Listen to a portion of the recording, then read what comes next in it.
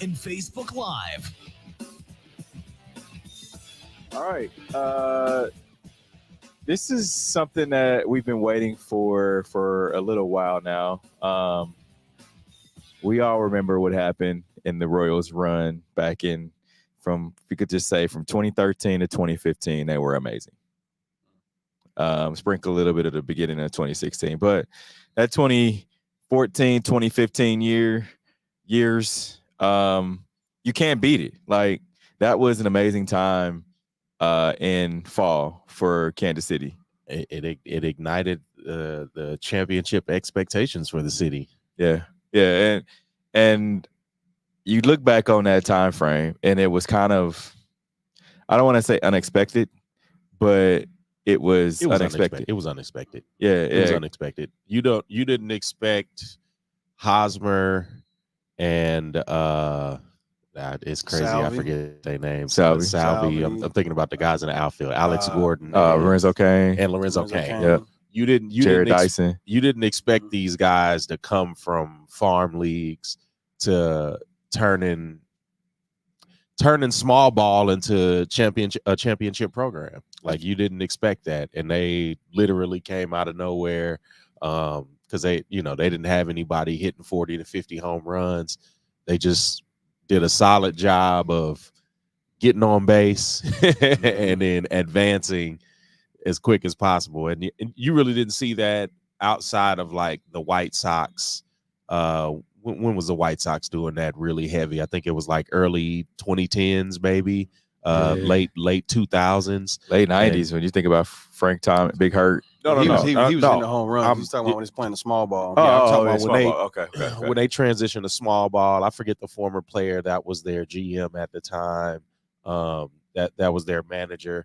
But they did a really good job of playing small ball. So rolling out that blueprint about 8 to 10 years later, the Royals taking that, and it was just unexpected. Very unexpected right now. Wish I would have put them on a parlay to go to the playoffs. Because you think about this, they're the first team, or actually the second team in MLB history to go from 100 losses to the postseason the following year. Yeah.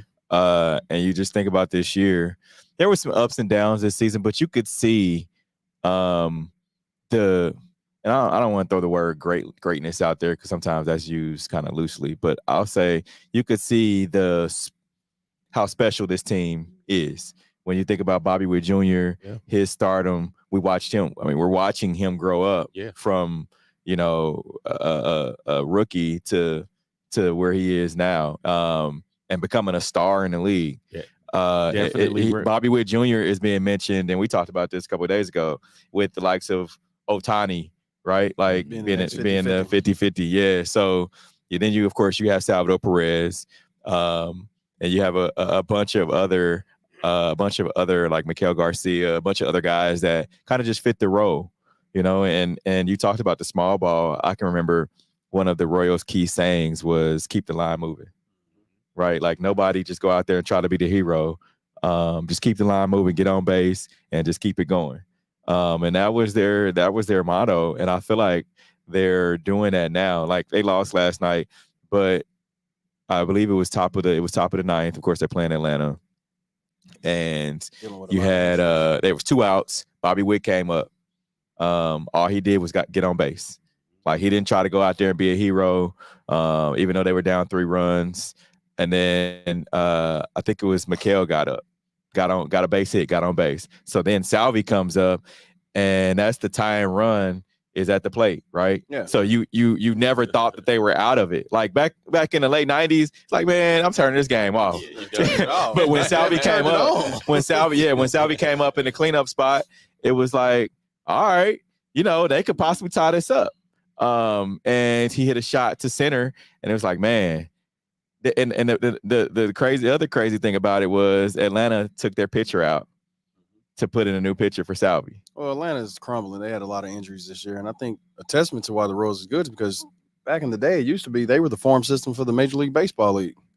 All the great players, they used to go elsewhere when they, 20 years ago, Bobby Witt would probably be on the Yankees, Dodgers, Cubs, Mets, because he would have been traded, during the trade deadline. But they held on to their players, Yeah. And that started that run. I think in 2016, when they had a glimpse of a chance, I think they should have traded their players and kind of started over, because then Hosmer had to get let go. They had to make a decision about Salvi. They gave him a contract, but then everybody else, kind of walked and then started that rebuild. I think they could have started that a year early, and we may have seen something a little bit better matriculate. You wanted to, but it was also them coming off of those World Series runs. Yeah, and you want to keep the money coming in, want to keep that playoff money coming in. And again, it was unexpected, because it's not like,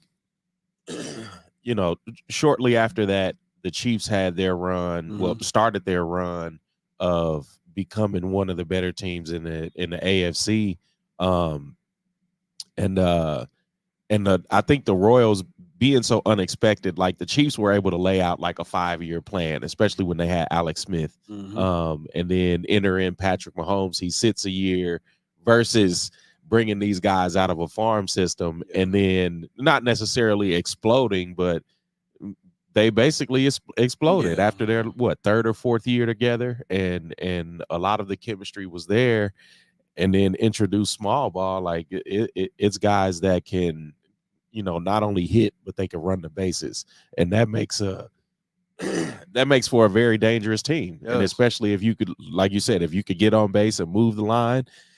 If you hit a single and then you're able to steal a base, now you're in scoring position. Like it just helps, like Steve said, it just helps move that line along. And I think it was tough for them to kind of foresee that at the time, especially in 2016. Like you want Hosmer to stay, but you also don't want this large contract, but who do you replace him with? And I think that's the toughest thing about baseball, is like who really can be a star, but who really can be a star over 100 games. And the other thing about it too is, what works in Kansas City doesn't necessarily work in other markets. Like we saw what happened to Hosmer when he went out to San Diego, and he wasn't the same. He wasn't the same player that he was. But then you think about just the fact of Salvador Perez, right? He wins the World Series 2015, 100, and then 2016, 100-game loss season. 2017, 100-game loss season. 28, all those, you got all these 100-game loss seasons. And then, of course, you come up with this, right? Yeah. Like, and we talk about like what started it. And I always say this: you think about 2013 when the Sporting KC won the World Cup. I mean, not World Cup, but won the MLS championship. Then it was the 2014, 2015 Royals, and then it was that gap, and then of course the Chiefs. Started with the 2018 Alex Smith, the D forward offside, 5-5 in the offsides. Y'all still complaining about that? We still complaining about that. They still complaining about that, right? Don't. So don't let me pull up any type of penalties. We still complaining about that. Oh, they still complaining about that. All right, cool. I'm glad he said that. That was supposed to be the start of the dynasty. It was. Yes. Man, so heartbreaking, right? But also, have a call not go for you. But also Tom Brady being a thorn in the side. That's what made it even worse. But it's just the fact that they're playing good baseball.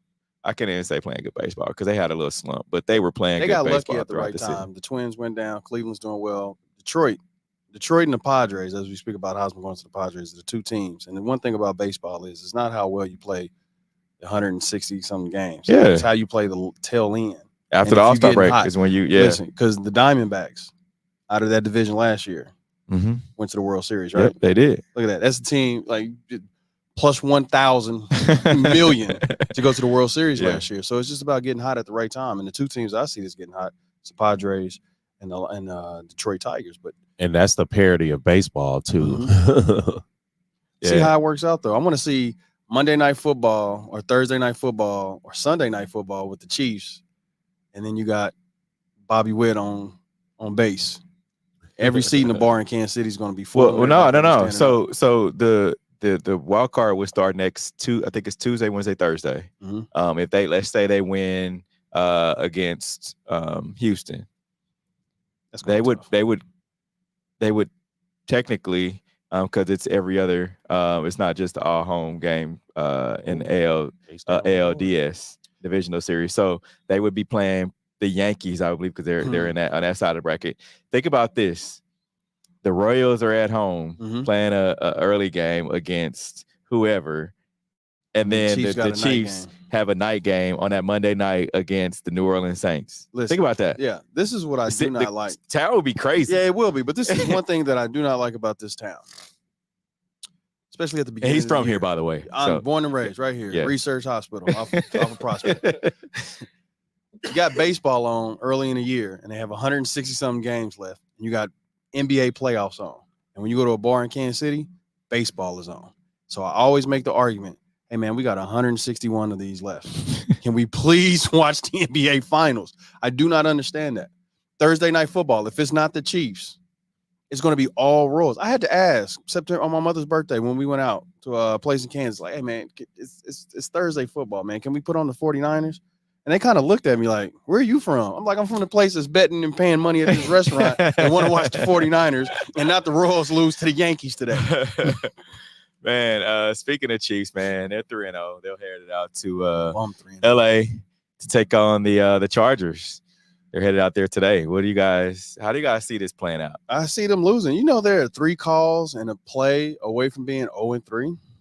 A lot of parity in football. We talk about being parity in baseball. There's a lot of parity in football too. But you know, as I dive into this and I looked at it, aren't you guys a little concerned that that your 9 lives is going to run out? No. Oh wow.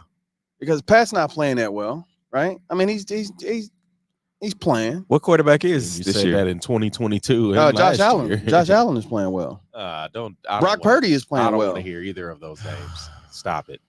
I'm sorry. Jalen Hurts is playing okay. Playing okay. New coordinator. Right. Yeah. I'm saying the toe tap, the pass interference call, and the pass interference no call. Right? If you're an inch away in, and I know the games of inches, Al Pacino, but if those 2 calls are different and you guys are 1 and 2, what do you guys say now? What's the narrative now? That's still not detrimental because it's not. Because then you have what? 15 games left to win. You do. It's not. It's not detrimental. But if you go into LA and you lose, that's not happening. This is an important, and I'll tell people this. This is an important game, and the reason I say that the Chiefs 3-0, Chargers are 2-1. Divisional game. The Chiefs right now lead the AFC West, right? And you don't want to fall behind to the Chargers, especially while they're injured. Yeah, like you don't want to fall behind to the Chargers. So this is a very important divisional game, because then the Chargers will be 3-1, Chiefs will be 3-1, and they'll have the tiebreaker. Well, until you play them again because you play them twice. But right now they'll have the tiebreaker over you. Hey, Jim Harbaugh's 2-0 against Andy Reid, but Joey Bosa's out. Darren James is suspended, which is crazy because the guy that knocked out Devontae Smith last week on that hit that got him a concussion, and he's out games. I didn't hear anything about his suspension, but they saying Darren James, they said that he led with the hit. I saw the hit, and I understand it's his 3rd infraction, but when you look at it, it's these. But he's been doing some dirt. He's been doing some.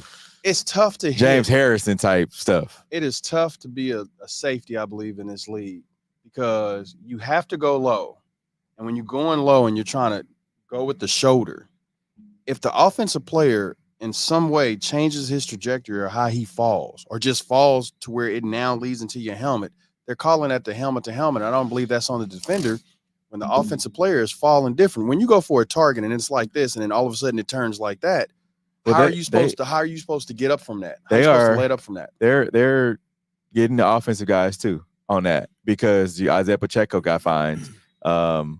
Was it against the was it against the Ravens?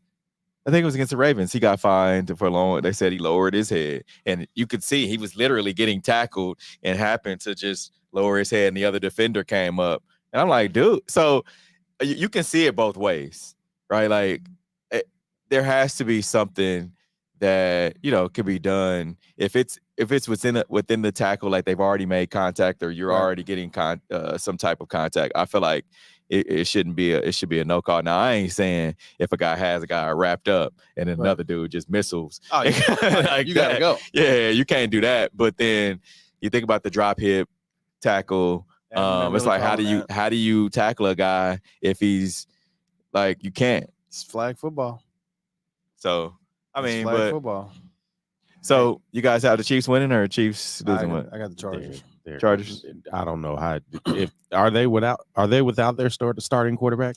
Justin Herbert's questionable. He's questionable, but Joey Bosa's out. Derwin James is out. I don't see it for him. This is a Travis Kelce game written all over it. Y'all holding on to a lot of optimism and hope for this brother. When has he not played well in LA? When has he only had 25 yards catching in the first 3 games? Listen, man, you have to understand, man. Listen, Gronk and Travis Kelce are the same age. Gronk, 2 retirements. Travis Kelce is still in the league. Yeah, but Gronk also blew out both knees and was injured. Same age. A lot. That same age don't matter. Travis got a later start too. Remember, he was injured his first year. He was injured his first year, and then the 2 years after that, he played with Alex Smith, so he's running 5-yard outs. Over under 66 yards, 4 catches, which I got. I got 20 right now. You still owe me Gates, don't you? Whenever you're ready, we can go after this. We can double it. Because I want my Gates. As a matter of fact, can we get that? Can I get that after the show? Because I'm hungry. I'm hungry too. Hey, you said 60 yards? So what am I betting? Because you already owe me. 66 yards. 66? Yep. Over under? All right, so what do you owe me? So what's the bet? Whatever you want, man. Q. All right. This is the bet I'm going to do. Okay. This is the bet I'm going to do. If I win this, you not only owe me Gates, but you owe Q Gates too. Cool. We're going to lunch. It'd be buffet Q, style, you down for that, Q? Cool. Hey, but if y'all lose, but if we lose, I owe you Gates. All right. I'm gonna beef on bun, strawberry drink. No, actually, really, this is double or nothing.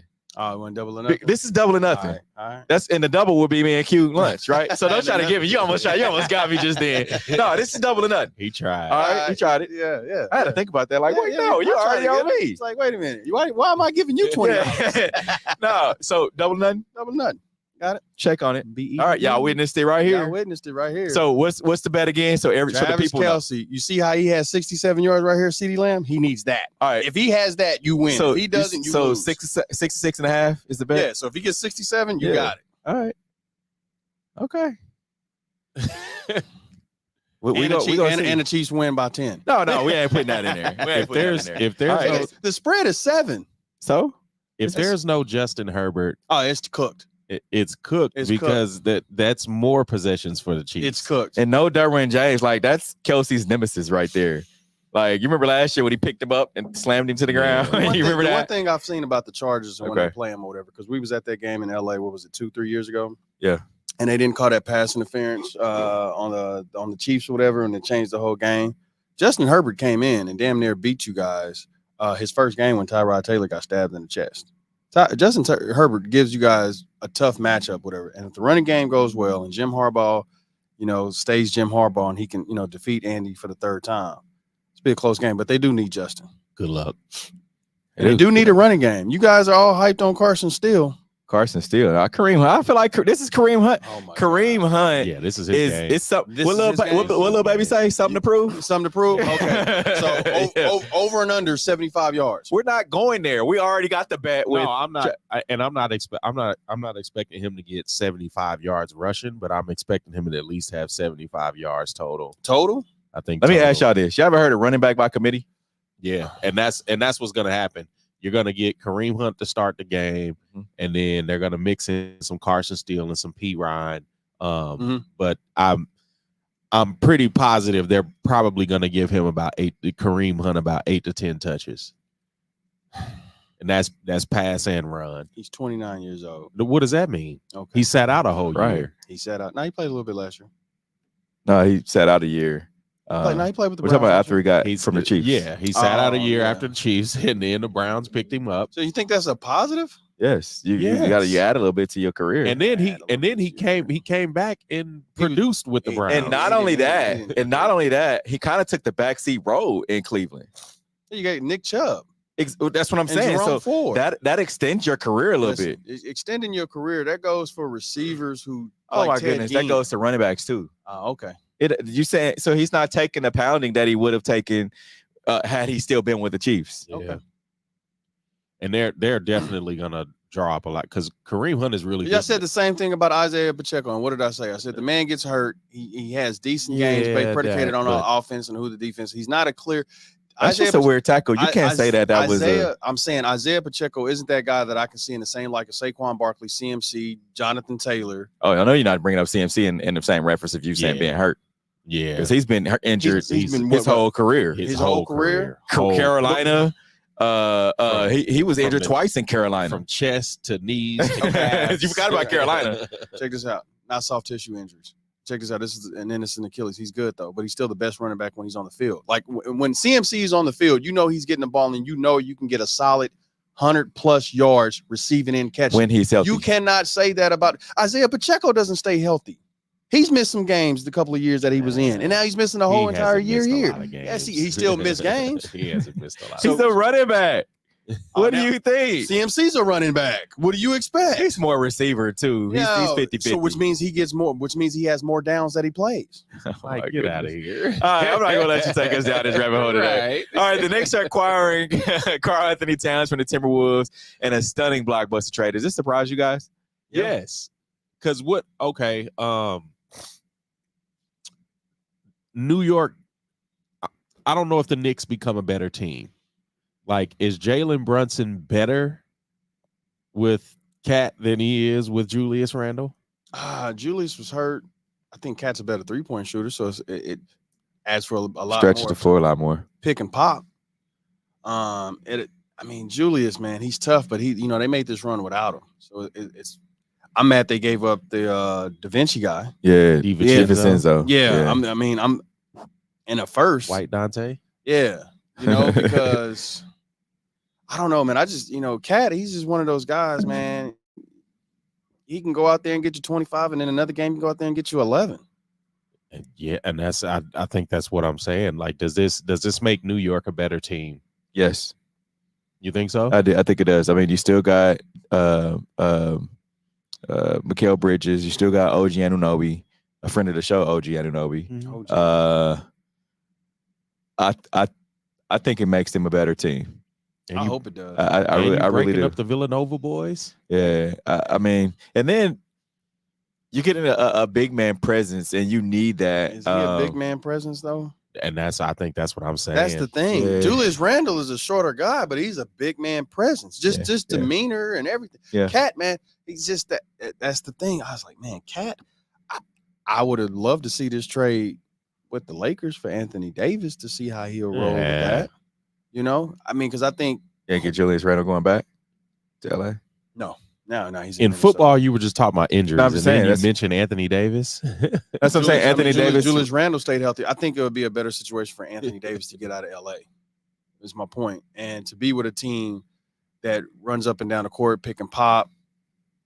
I don't know. I mean, I just think that he's better than Cat when he's healthy. Who, Eddie? Oh, yes. I mean, easily, but when is he healthy? Never. I think today's NBA players, what NBA player is healthy? Yeah. My concern would be the Minnesota Timberwolves. I mean, they have this window right now. While they have Anthony Edwards, who's I would say one of the faces of the league. Does this make that team better? Because they were a playoff team. Does this make that team better? I feel like or does this make that team worse? I feel like it does. I mean, adding White Dante, I think that helps tremendously with helping out Anthony Edwards, and the 3-point especially in the backcourt. Yeah. But like he said, with Julius Randle being that big man presence, I think he adds a little more scrappiness to the team. Mm-hmm. I think he adds a little bit more of that fire, and Rudy. you need that. They help Rudy on defense. I think that would help Rudy a lot. Rudy's a great defender, but they needed somebody else that can help switch off and be that aggressor to help Rudy. Cat, Zesty Cat is what I call him. I don't think he had that oomph to help with that aggression, that bull that you need to help with somebody who is just naturally 7 foot and can block and rebound. And speaking of that bull, you got two guys in Julius Randle and Anthony Edwards that are bullheaded. Like, that's what I'm saying. Can they mesh? Because when you get two guys that want the ball, hey, they got all the training camp to figure it out. We'll see what happens. I mean, when they broke the story of Ramon Shelbert, she even wrote an article saying this was a surprise deal. Before the start of and for Minnesota to go as far as they did and kind of have that optimism of like, okay, this is what we have to do, and then trade the guy. Yeah. Do y'all think they tried to shop him last year? Yeah, I think they did. Yeah, I think they did. Yeah, I mean, because he was hurt for what was it, a few weeks, and it was just questions about him. I mean, Jimmy Butler, who has problems with everybody, I mean, he said it, and a lot of other people said some things about Cat Williams, and what kind of style of play he is. Cat Williams. This dude names, man. They said Cat Williams. And it rolled off so smooth too. He didn't get past us. Yeah, he's about Cat Williams. Hey, woo. Zesty cat. Man. All right, man. Since we're talking the East Coast, let's talk Boston Celtics. Jaylen Brown, he unveiled his own brand and signature shoe ahead of the 2024 NBA season. Yeah, so the announcement of Brown's self-funded and self-operated brand arrived Tuesday following the Celtics Media Day, which he says it's going to be pretty cool. He said it's called 741. It's more than just a sneaker brand. It's a statement about independence, creativity, and ownership. So the 741 Rover, which is the first shoe that's coming out for the brand, is scheduled to be released October 22nd, the same day Boston's season opener against the New York Knicks. According to 741's official website, adult size of the shoe will retail for $200 per shoe, and kid sizes will be $70. We don't have photos of the shoe yet. We have photos of the shoe. We had a photo of what the shoe looks like. Nah, man. I mean, it actually looks all right. It looks like a slip-on shoe. It kind of gives me the Jason Kidd vibe. Yeah, the zoom. The zoom. It gives me that. But I'm not the target demographic for that one. I don't know. No, sir. We said the same thing about Anthony Edwards sneaker, the Adidas too. I didn't like those either. AE1s. I like them. They pretty dope. Like them, yeah. Hard pass. Nah.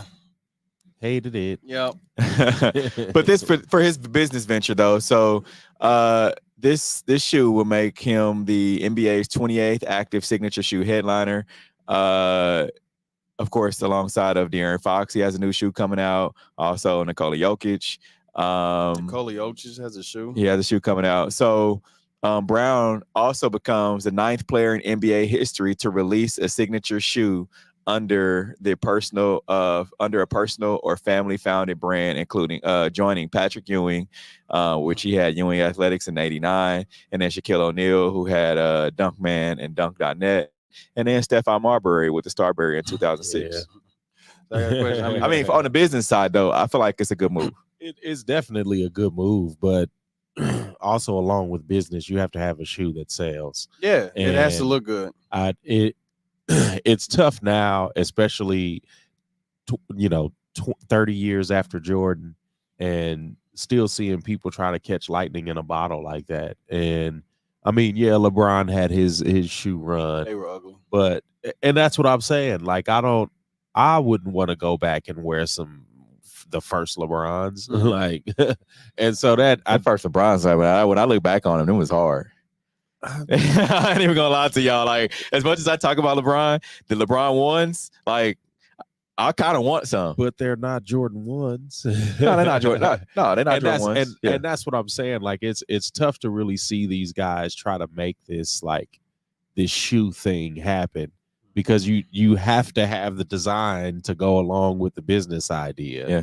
And in my eyes, that's not the design, but I'm also 40 years old, and I'm also not the target demographic. So that's it. You hit the nail on the head right there. Because he's got my grandma always used to say, man, strike while the iron's hot. Mm-hmm. And he's not going to be any hotter than he is right now, coming off of an NBA MVP. But is he that hot publicly? I mean, finals MVP, not regular season. Like basketball wise, and that little community, yeah, Jaylen Brown's the dude, but socially and publicly, yeah. Like, if you think about it, I would say Edwards. Oh yeah. I mean, if the guy just gets his head on straight with the guns in Memphis, John Morant or whatever, yeah. like that persona, or whatever. I don't think Jaylen Brown. I don't think he oozes that. So this is not a game recognized guy, because you remember when we were in high school, like who are the top like sneaker brands or shoe brands that Jordan, Anthony Hardaway. Yeah. You could kind of say Shaq. I mean, yes, that's why I'm like, you can kind of say that because he had weird designs, but people still bought. And now that when you mentioned Penny, right? Penny wasn't, and I watched this little. It was like I went down a rabbit hole just looking at sneakers and brands and things like that. So Penny wasn't that vocal either. So that's why they had to create Little Penny. Yeah. So that way it could sell the shoe. Well, and that's what I'm saying. Like you need things around it to be able to market it. And not only design. Like that Little Penny was funny. It was funny. It was the call. That was Tyra Banks. It was funny, but it was also genius marketing. For the shoe and for his brand. And the shoe looked good. And that's what I'm saying. You have the shoe that looks good. You have a player that's well liked. You have a marketing campaign built around this character. Yep. And that's what I'm saying. Like, I don't think Jaylen Brown has that. And I don't know. It's tough for me to see it, and especially looking at the shoe. It's tough for me to see it because he's not that player. Yeah, and you would think with how social media is now, and with him trying to brand off, you think he would have more of a presence. In a way, his personality is like Penny, to where it's kind of quiet and laid back or whatever. But then he doesn't have any flashy plays like Penny had. Like when I think of Penny, I think about the ball coming off the rim and he's taking it off and throwing it behind his head or doing some type of moves. He's not even flashy on the court to have that persona there to even kind of segue into his personal social media life or whatever, to say, hey, I like this shoe. And the shoe, he looked like some ET stuff, man. I don't know. I mean, this is the thing. If you're gonna sell something, I think it's like you talked about the target demographic. Target demographic are, I would say, anywhere from 10 to 18-year-olds. Yeah, I don't see a 10-year-old wearing that. I'd go 10 to 21. Even if it's 10 to 21, it maybe if it becomes like a team shoe type deal. That's the only way. But the price point is still $200. That's a lot.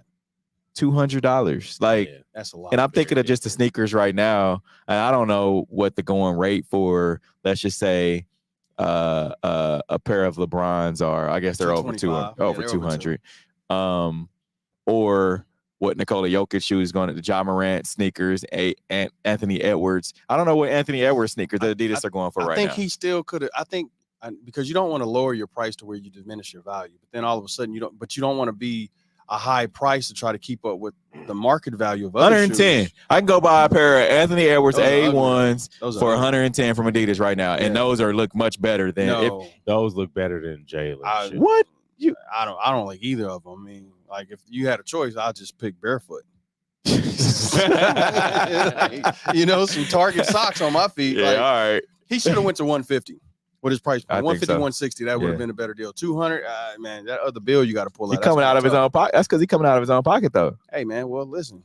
And look, he better learn from Beyonce, because that Ivy Park stuff really didn't work out like they wanted it to. You don't think so? I think they were like, women were flooding to that. They sold out like in seconds when it initially dropped. Yeah, when you do a limited drop. But also when it's mass making that money on. Learn from Rihanna. But you know what, though? What's the Ball brothers? Yeah, they price point was outrageous too. It was that was a terrible shoe. It was a terrible shoe. But I feel like if more people would have got behind it while the iron was hot, I think, and I always said this, if he would have came out and tried to, if his son came out a year later after the incident in Minnesota, and with everybody supporting and pro black and putting their money behind it or whatever, I think that that would have catapulted it and would have been. But again, big baller brand, like they were striking while the iron was hot because they got Dad was on TV. They got a lot of negative press though, and they wasn't selling the shoes. You spent $300. I want my shoes. They got the negative press before the shoe, to where he had this image, and it was this talking about him as a father or whatever. That's why I said if it would have happened after George Floyd, those narratives and how people speak of black men publicly on TV would have been just X'd out. And I think he would have got a lot of corporate support to help push that shoe, and then a lot of support from communities, whatever. Nah, you don't think that would have happened? You still need that cool, and there was he didn't have it. There was no cool. There's nothing cool about Papa. Dude came out and said he was better than Jordan. Hey man, like where is that gonna fly? You want to sell some shoes? Hey, listen, I'm not gonna say I'm horrible. Come on, he said his sons were better than any NBA player. Would you say anything different? I would say, hey, Peyton better than Salvi. I mean, I will say that. You. But I ain't trying to sell shoes. Peyton's gonna be Ken Griffey. That's how you supposed to feel. That's how you supposed to speak, man. You're supposed to speak it up. Yeah, you're supposed to, but also you're a dad on TV with no type of coaching experience. He played no ball, type of playing experience. Yeah, that one little clip we saw him at the open run. Like, come on, Didn't he play in college? They say he did. A lot of people say it though. I thought he played in college at like Washington or something. Look up his stats. I don't know, man. I don't know if they much better than Skip Bayless's stats. Say he playing a lot of noon ball, huh? Yeah. All right. Said, where was you at? I was at the grade. All-Star, MLB All-Star CJ Abrams. This story is wild. He's been demoted to the minor leagues by the Washington Nationals for non-performance reasons. All-Star shortstop CJ Abrams was demoted to the minors this past Saturday after staying out too late. They said that he was seen at the casino in Chicago until 8 a.m. the morning of an afternoon game against the Cubs that was in Chicago. So manager Davey Martinez said the demotion was in CJ's best interest and not performance-based, instead calling it an internal issue. So Abrams, of course, was hitting .246 with 20 home runs, 65 RBIs, and 31 stolen bases. He must not like him in the locker room. So I went to All-Star Weekend. I talked to CJ. Cool dude, man. Mm-hmm. Like, seems like he had a great head on his shoulders. I talked to him about just the fact of being black in baseball. Mm-hmm. Knows a lot about the game as a young guy. Hey, you remember when we saw Cueto and those guys from the White Sox at that club in downtown? Mm-hmm. They were out kicking it way past hours. What a game! Not until 8 a.m. and not at a casino. Yeah. So who snitched on them though? If you at a casino, that you don't have to be snitched. But is my GM? Is somebody that's like, hey, look at the film. This guy was here. How did he get out? They were on the road in Chicago. Yeah. How did he get out that he was out until 8 a.m.? And it's customary for guys to go, MLB players and basketball players, when you're on the road, you go out there. You got a curfew. Yeah, it's 2 a.m. or whatever. Right. You also have team security. You got a lot of eyes that you have to pass. Somebody that was in the casino. Somebody on staff. What do you mean?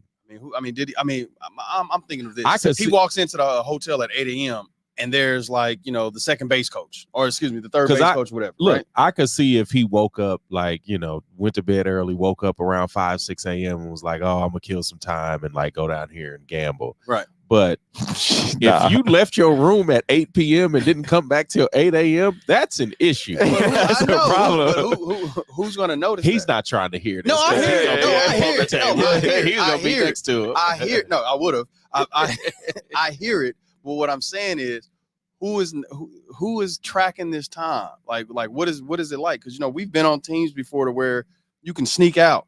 Right. And you can come back to the hotel. Yeah, you can sneak out, but there's also security. There's also cameras at the hotel. Who's looking at the cameras? When you're on a road, when you're traveling with the team, yes, you're on a specific floor.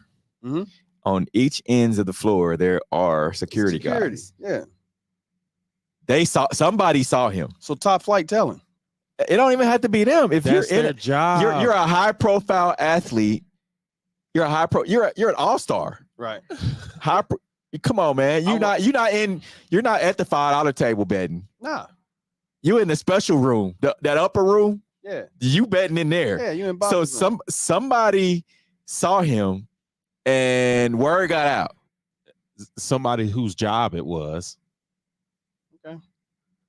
Talking about who snitches. What do you mean? Is the Nationals in the playoffs? No. What does it matter then? It's the last game, bro. Of course I'm staying out in the casino. You gonna put me in the minor leagues on the last game? Yes. Cool. I'll take these 2 days. Especially if we have a 3 to 5 year contract. Yeah. And we're only in year 1 or 2 of this contract, cool. which he's probably a little further along. Go find 20 home runs somewhere else while I'm knocking the ball out of the park in the minor leagues. Okay. You want to make a point? I'll make a point too. I'm a destroyer in the minor leagues, whatever, and you still have to pay me my money. Good luck. The Washington Nationals are in the playoffs. They're in the wild card. Well, and that's what I'm saying. Like, you're supposed to be locked in. And then even still, if you are 100 loss team, I want to see you building towards next year. I don't want to see you out at the casino till 8 a.m. Like, and you don't have to be in your room, but like, geez Louise, man, we got a game at noon and you just finished gambling 4 hours ago. Let's look at this. He's pulling up the word. You got the Yanks. Here's the thing. Actually, now they're not in the playoffs. Yeah. They got 70 wins. Yeah. So my thing is this. You out until 8 a.m. You know you've got a game the next day, no matter if you're in the playoffs, not in the playoffs, whatever. You're doing a disservice to your team. Yes. You know you got and it ain't even a night game. It ain't even a late afternoon game. Like, you got a noon game and you're rolling it at 8 a.m. like that's okay. Like I said, it must be some underlying situations going on where he's not well liked. I mean, listen. Underlining, you out till 8 a.m. I've heard baseball players, basketball players do a lot worse, man. You better get out of here. I've heard a lot of players curfews for a reason. It's America, Jack. I've heard a lot of players do a lot worse than just staying out gambling until 8 a.m. And then coming in and playing. So there has to be something else, especially for them to take the line and put them down in the minor leagues for what, 2 games for what? It isn't like, if you're looking at levels of like reason of being demoted, like the level is kind of mediocre, right? Mm-hmm.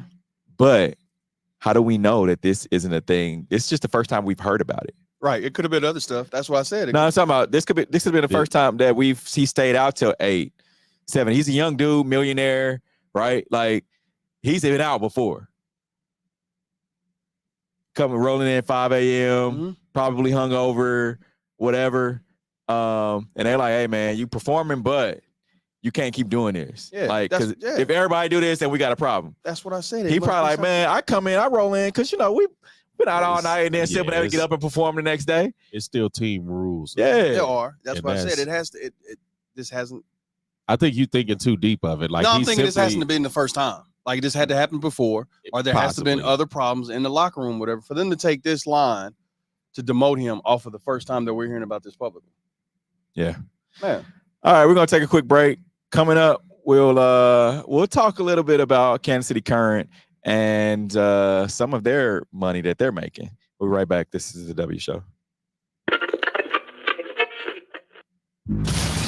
You're tuned in to the W with Walls and the crew, where winning isn't everything.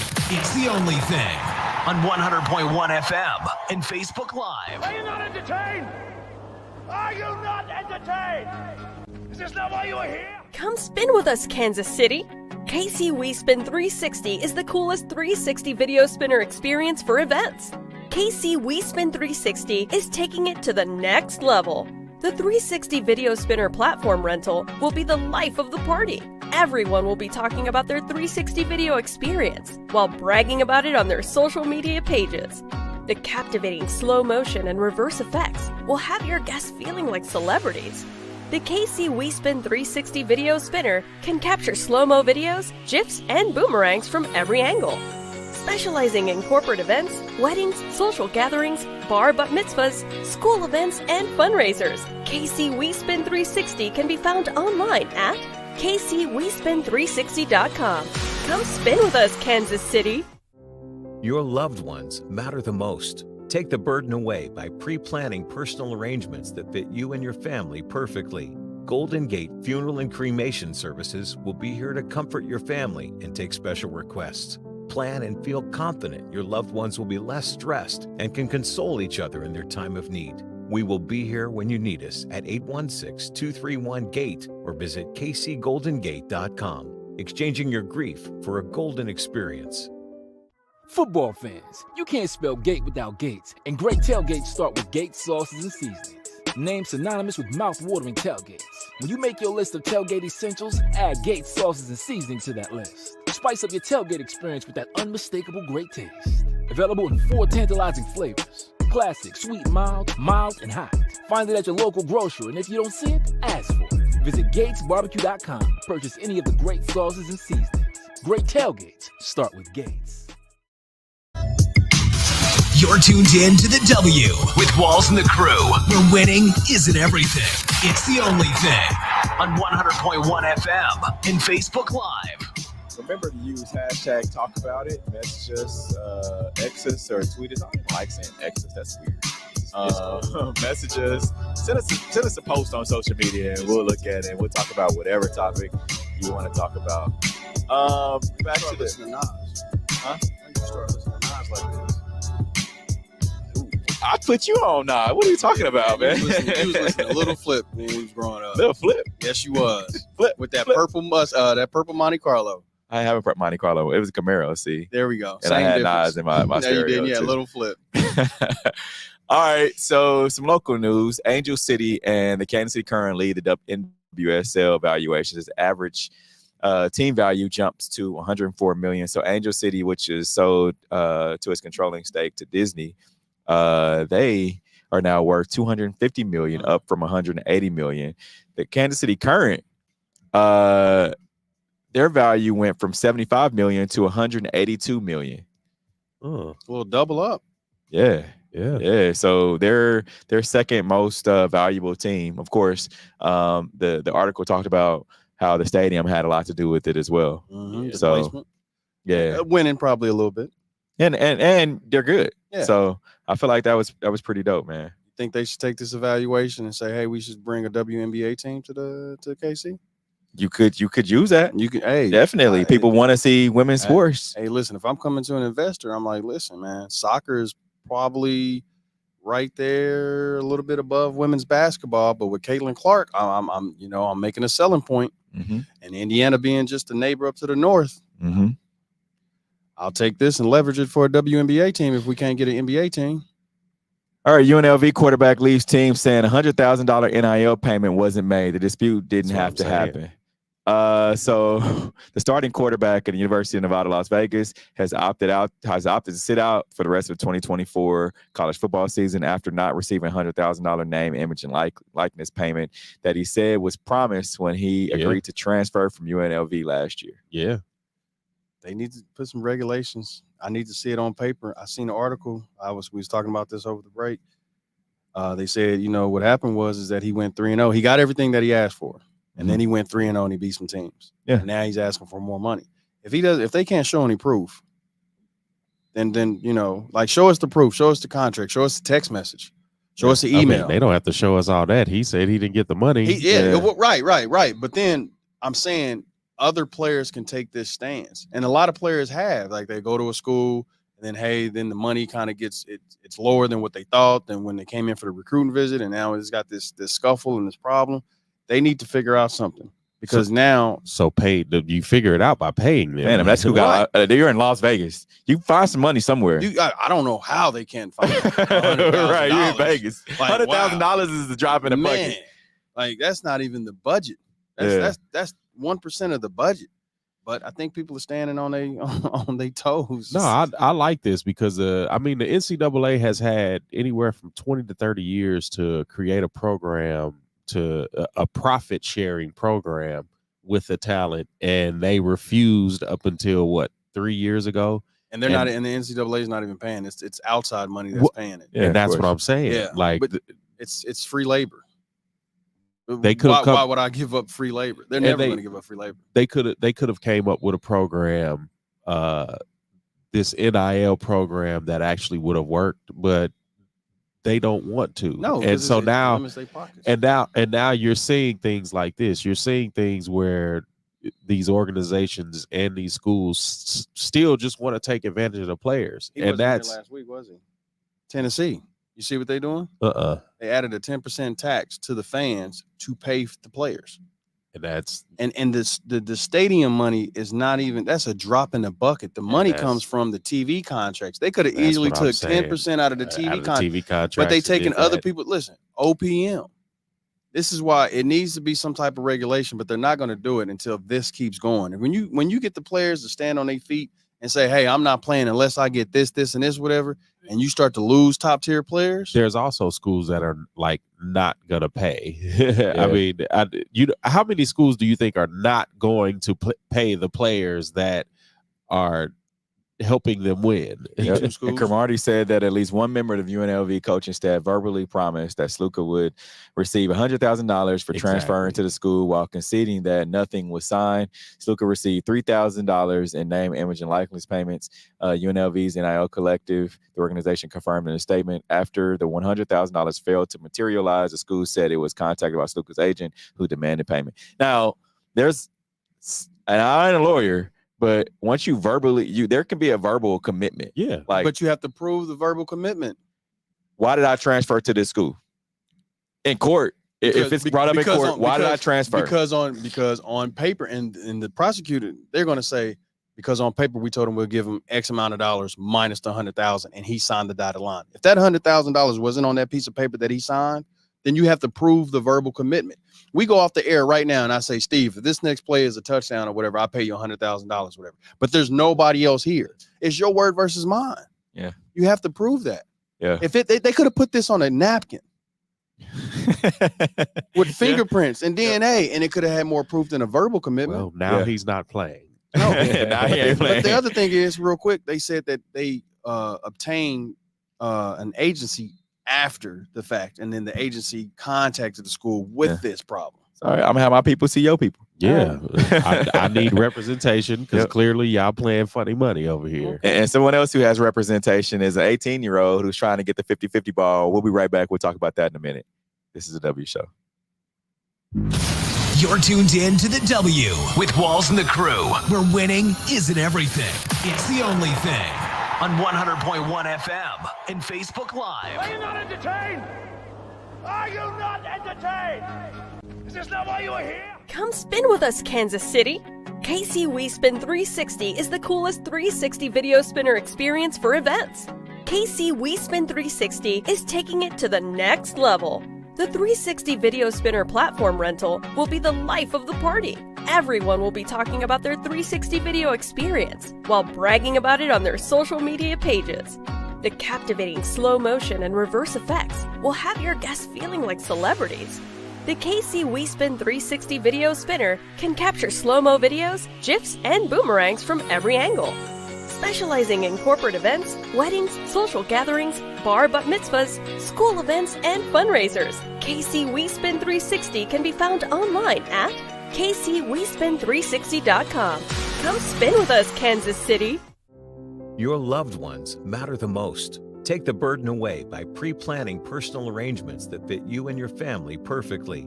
Golden Gate Funeral and Cremation Services will be here to comfort your family and take special requests.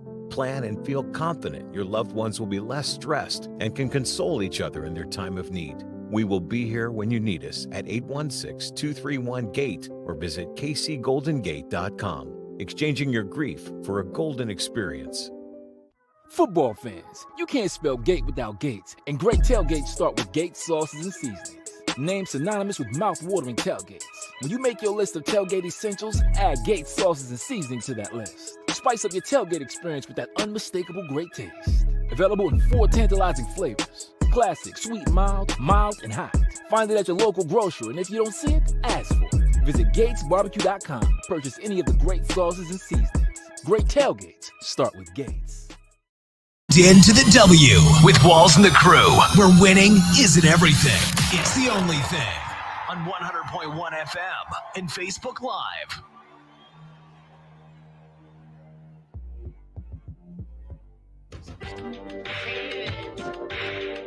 It's that time for Love It or Hate It. Hate it. If we love it, we talk about it. If we hate it, we move on. I'm a music connoisseur, if you didn't know. Right. I heard that Jay-Z song for 20 years coming on this show. Oh, man. Sneakers of the week, man, and our hater to love it.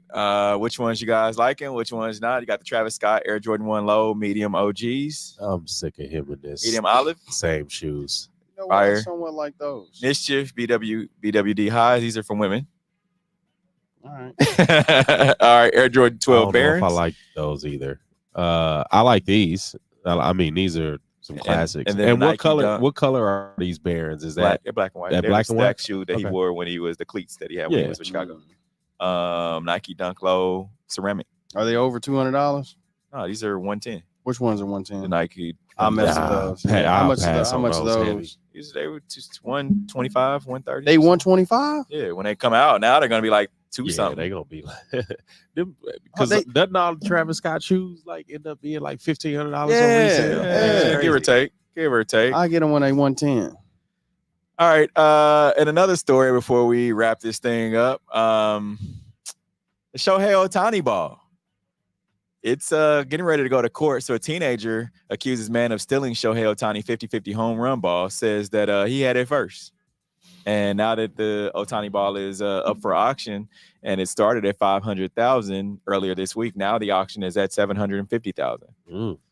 So I had that ball first too. Hey, what a state to have this court case in, though. In Florida. Florida, man. If any state we can have this kangaroo court. Does he have any chance of winning? If we got video of him somewhat holding possession of the ball, maybe, and then the guy comes up and takes it, I also don't know the law like that. Yeah.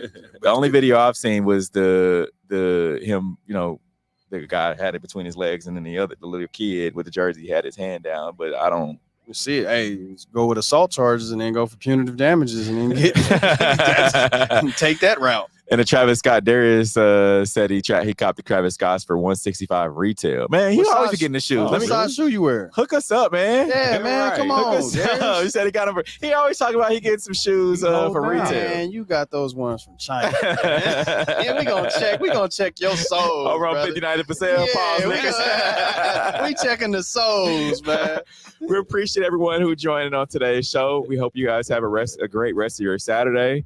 Until next week. Oh, remember, you can catch Q and myself also with Darren Smith and Sean Tyler on Mondays, Monday night, 6:30 to 7:30, right here in the studio for the Red Hour. Catch us back next Monday. We're talking all things Chiefs football. Until next week, we are out of here. The views and opinions expressed in the W Radio Show by the host, co-host, guests, and call-in listeners are solely the opinions and responsibility of the original source who expressed them. They do not represent the opinions of the W Show, 100.1 FM, One Kansas City Radio, Sideline Sports Talk, Team Wall Street Foundation.